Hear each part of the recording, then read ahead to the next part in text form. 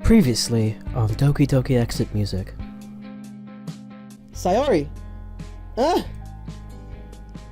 Frenzy-chan! Why haven't you talked to anybody about this? I don't want to waste people's time. Hey, where are you? I have to reply. I'm busy. Really, Frenzy-chan? Please don't tell me you've got a cold feet about the poems or something. It's a bit more serious than that. What's going on? I don't know if I can tell you right now. But it's serious, okay? You gotta believe me. Fine. Just hurry up and bring Sayori with you. Did you tell my parents? I sigh. I did, yeah. I'm sorry, though. I felt like I had to, and... No thanks. I was scared that I had to tell them myself. Sayori glances downwards to the pristine floor. I love you, Frenzy-chan.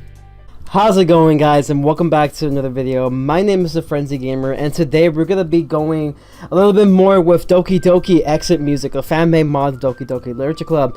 Last off, we actually saved Sayori, which is best girl, in my opinion, and now we're gonna actually kind of check up and see how everyone else is doing between Yuri, Monika, and most specifically Natsuki because of what happened last episode. If you haven't checked that out, though, I do recommend that you guys check that out. Pretty short, very easy to watch, so we're gonna try to make the same formula for this one. Oh, hi Frenzy-chan. I'm back at the Literature Club. Craning my neck, I look around the club room to see if it's empty. I mean, yeah, it's empty. Well then, I mean, what made you think such a thing, MC? Yuri and I are the only people here. I leave the classroom door open, expecting the other members to arrive shortly. Hey, Yuri. I sit down on the desk next to her, unpacking my stationery kit as she did with her own. Listen, I know that Monika canceled the club yesterday, so I didn't get a chance to talk to you. So I just wanted to say that I'm sorry that she had to let out a little of our little presentations go. Don't worry about it, Frenzy-chan. Monika told me that it wasn't your fault. You couldn't come. She said it was something serious. Yeah, it was a bit of an emergency. I decided to play down... Yeah, I decided to play down the situation in case Yuri doesn't know the full story. I don't want her to worry after all. Are you alright? Me? I'm fine. Don't worry about me. It was someone else. Someone close. Oh, I see. Well, I hope everything works out well for you and your friend. I hope so too, Yuri. A moment passes of complete silence. Yuri is sat down in her desk, still reading. The class is still empty aside from us. So, Yuri? Yuri jumps in her chair a little, startled by my interjecting the silence. Yes? You haven't seen Monika, have you? I'm afraid not, Frenzy-chan. She's been in the mood since the festival, unfortunately. Not to be mean or rude about it, but it didn't mean a lot to her after all. I know it did. I mean, it did mean a lot to her. Yeah, I get it. I'm like fucking up my English, honestly, guys. That was why I wanted to speak to her. Maybe if I explain why Sayori and I were absent, she might forgive me. Well, the both of us. But I promised Sayori I wouldn't say anything to Monika. Has Monika said anything about me since the festival? No, not really. I mean, she did complain that the three of you were gone. I was kind of thankful that we got to cancel. Not to ruin Monika's plans, I'd never do such a thing intentionally. I know you wouldn't, Yuri, don't worry. I can tell you're a good person. You know, it's to be so mean. You're too good of a person to be so mean. God damn, you gotta read, bro. Besides, you have no reason to want to sabotage her like that, right? Yuri falters for a moment, lost for words. Not at all. It's just that I don't even know if I should be telling you this. Well, I overheard Monika talking about you and Sayori to one of her friends. I wasn't eavesdropping, though. What did she say? I heard her mention that the only good reason to cancel on her festival was if somebody died. What? Monica wouldn't say something like that, right? She's a sweetheart. Besides, not only is it egocentric, it's insensitive. Once you play Doki Doki Literature Club, that does not turn out to be the case. Even if she didn't know about Sayori, it felt like it was too close to reality. Wow, that's harsh. I doubt she meant it though. What I mean to say is, she was in no position to say that. I understand that she was frustrated about it, but there's never a good reason to say such a horrible thing about... Yuri's words get caught in her throat, and she retreats to the coffins of her book. I turn and see Monica standing in the doorway, giving Yuri an intense glare. She doesn't dare to meet Monica's gaze, instead concentrating on the portrait of Markov. I wish I could do the same. I swallow. She huffs and starts talking. Where's Sayori and Natsuki? She stares at Yuri intently. Monica's presence intimidates me. I don't know, Monica. I haven't seen them. She gives me an acidic stare, her emerald eyes piercing my confident facade. I think it's facade. Facade? Oh no. Did Sayori tell her about the hospital? Are you sure? Yeah. Ooh. Alright then. How come you weren't at the festival, Frenzy-chan? I had a family emergency.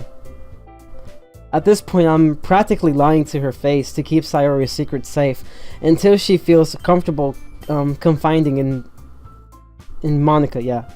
Then again, I've known Sayori for so long, she's pretty much a part of my chosen family at this point. She's like a sister to me. Oof! That's a big oof on Sayori. Really big oof. So it's more stretching the truth than it is lying to her. Well, that's what I'll tell myself anyway.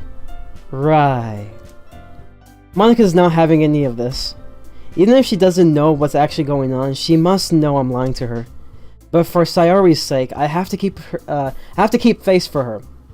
I can't betray her trust, and if she finds out that I told someone that private information, Monica's demeanor suddenly changes, and she looks at the two of us with a wry smile on her face. Okay, you two. Since we're the only ones here, I've decided that we're going to have to cancel today's meeting. Hopefully there won't be any more emergencies or absences tomorrow. What a bitch. The emphasis on those words worry me due to how aggressively she spoke them. That's all, you can leave now. Yuri looks up from her book guilty and packs up silently, dropping the portrait of Markov and her stationery kit into her bag. She scurries out of the classroom without a word. Monica turns her attention towards me, expecting me to pack up. I nod and pick up my bag, exiting the hallway without another word.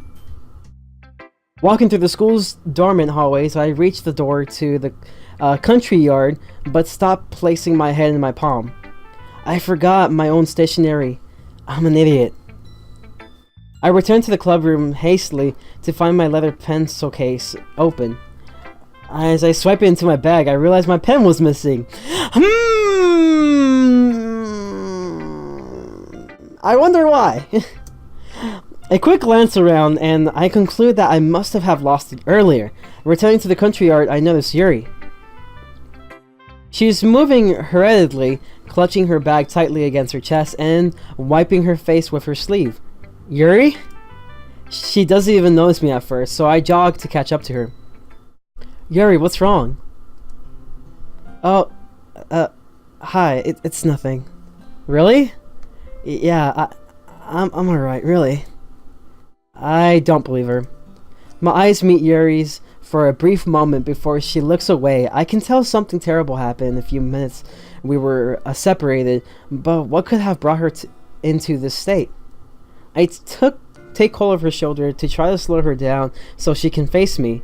She jumps but complies as she comes to a halt at the school's entrance. Yuri, whatever's on your mind, you can tell me. I am your friend after all. It's not much. It was just a thing that Monica said. Monica? What could she have said? Well, if you don't mind me asking, what did she say? I don't really feel comfortable talking about it. If you're okay with that. Monica must have said something really hurtful. It's fine, really, I understand. Well, if you're sure about that. You're always welcome to talk to me, though. I guess. It'd be nice if you walked with me. Maybe we can talk on the way? Sayori isn't here and I've got some time to kill. Besides, I feel like I can't refuse. Not when she's so emotional. Yeah, it's okay. I'm sure that'll be nice. Following Yuri, I take the opposite turn from my usual walk home. So enough, I find myself in a part of our town that I rarely visit. The walk between us is mostly silent. Yuri occasionally sniffles, wiping at her face. What the hell could have Monica said to her? I decided to make some light conversation. Something about writing might be nice. She does take comfort in talking about subjects she's passionate about after all. So, Frenzy-chan, how do you like writing poems? She must have read my mind. Well, I usually like to listen to music while I write. Even if it's just quiet, playing softly in the background, you know what I mean, right? Really? Most of the time I just feel like I can only write in silence. It leaves me at one with my mind and lets me express my inner thoughts. Though sometimes I do like listening to a soft piano track. Yes, Yuri! Yes! I can totally relate to this. I can totally relate. I definitely do that every time I do some writings, especially when it's like personal writing or maybe some analytical stuff. I definitely love listening to like soft piano tracks or piano covers. Just something that, like, you know, it's like without words really, so that it just makes a beautiful sound, you know? There's just too much to explain on that. Don't the lyrics alter the rate you write? Well, yeah, but I guess that's what I'm looking for most of the time anyway. I would like for the mood of the music to affect the way I write, really. Unless it's something I'm especially passionate about, then I can write in just about any condition. That actually sounds like an effective technique. I'll be sure to try it out. At this point, Yuri seems to have perked up, her eyes dried. I decided to continue the conversation as I still don't know how much longer it'll take to reach her house. I know Sayori likes to hum a little tune to herself while she writes. I wonder what Natsuki does. Natsuki. I've been trying to contact her since I saw her in the hospital, but she hasn't responded to my messages. She hasn't showed up for school at all this week either. God, what could have happened? Was it really her father? I don't want to believe it, but the pieces fit together. Her absence, her inability to contact anybody, what she said about him, but most of all, the fucking bruises. I bite my lip as I feel my breath growing heavy and my blood reaching to a boiling point. If I find out he laid a finger on her, ow! Ow! So, I'll be honest, I don't disrespect her or anything. Yuri's words derail my train of thought. Natsuki's poems are just a little too simple for my liking. I suppose they lack a certain edge. I spaced out again. Yeah. Speaking of Natsuki, however, I think we just passed her house then. We what? Wait, which one? Yuri looks at me, a little surprised by my urgency. Regardless, she points out the house to me. It's that house, if I recall correctly. Right, thanks for that. Why do you need to know? I don't really want to worry Yuri about Natsuki. Well, I guess I just wanted to... Right. The rest of the journey is made in silence. I worry that Yuri got the wrong impression, but there's not much I can do. Eventually, we arrive, signaling her wave goodbye. You know, Frenzy-chan, you're quite different when no one's around. When it's just the two of us.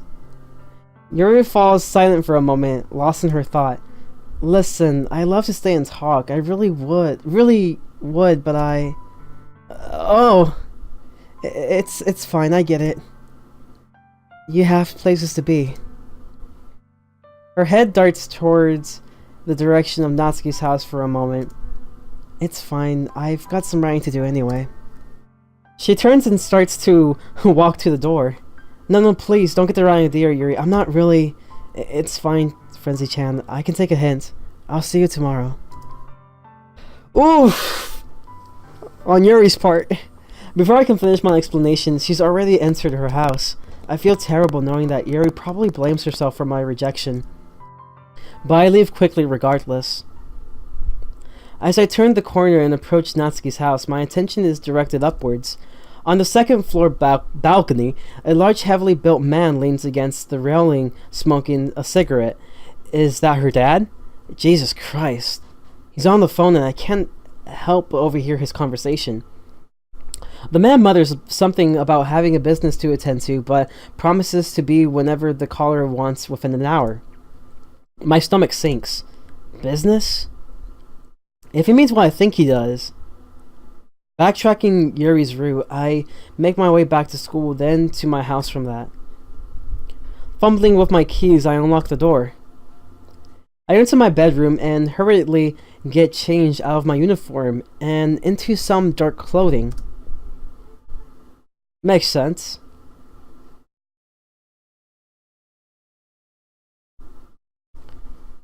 A short jog brings me back to her house, and I take a sweat within the bus stop on the street opposite of her, staking out her father.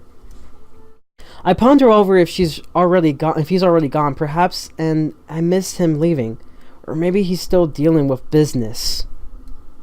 After a few minutes, however, I'm proven wrong by the sound of an engine revving up and a new expensive-looking performance car emerging from the driveway of Natsuki's house. It speeds away and around the corner within seconds, and once I'm certain that it's gone, I move over to Natsuki's house and ring the doorbell. I wait. Nothing. I press down on it again. Once more, no answer. Growling over anxious, I knock the door heavily, aggressively banging my balled fist into the door. A moment of silence. Then, from a second-floor window, I see a certain pull back a flash of pink, and just as quickly it's replaced once more. I watch it intensely, waiting for any sign of movement until I hear the sound of a door chain being unhinged and the deadbolt turning. My heart is ready to jump out of my chest. I don't know what I'll be greeted by, but I await it nervously. And that's gonna be it for today's episode. I hope that you guys did enjoy this episode for what it is. I'm keeping it short so that people can actually be able to watch it, unlike the last time I did Doki Doki Literature Club as the actual series. Yeah, lots of suspense storying about. And, just stay tuned for the next episode because it's gonna be coming very soon. So, I'm really glad that I actually get to experience an older game that I played on the channel, and even though it's a mod, it's still gonna basically give me kind of that same experience or so. With the fan-made mods, there's tons of really good fan-made mods out there for Doki Doki Literature Club, and hopefully that this one turns out to be one of those really good ones. Make sure to hit that like button if you enjoy, subscribe if you haven't, and also make sure to turn that bell for more notifications for more Doki Doki, or maybe just some other stuff that I might play.